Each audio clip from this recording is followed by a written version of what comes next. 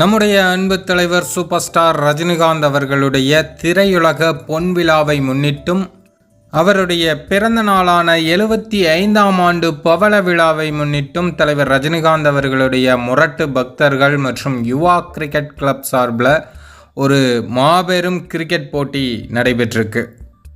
அந்த விழாவில் இன்னைக்கு தலைவரோட ரசிகர்கள் நிறைய பேர் கலந்துக்கிட்டு பரிசை வழங்கியிருக்காங்க. முதல் பரிசு 10,012 ரூபாயும், இரண்டாவது பரிசு 7,012 ரூபாயும், மூன்றாவது பரிசு 5,012 ரூபாயும், நான்காவது பரிசு 3,012 ரூபாயும் வழங்கியிருக்காங்க. சிறப்பு பரிசாக 12,012 ரூபா வழங்கியிருக்காங்க. தலைவரோட இந்த வருஷம், அதாவது 75வது பிறந்த நாள் கூடவே அவர் சினிமாவுக்கு 50 வருஷம் ஆச்சு அப்படிங்கிறத தலைவரோட ரசிகர்கள் ஒவ்வொரு விதமாக கொண்டாடிட்டு இருக்காங்க. கோயிலில் பூஜை நடத்துகிறாங்க. அது மட்டும் இல்லாமல் சில பேர் உடல் உறுப்புகளை தானம் பண்ணியிருந்தாங்க. ஸோ இதெல்லாம் ரொம்பவே சிறந்த விஷயம். தலைவரோட ரசிகர்கள் என்றைக்குமே எல்லாருக்கும் எடுத்துக்காட்டாக முன்னுதாரணமாக இருக்கக்கூடியவர்கள்.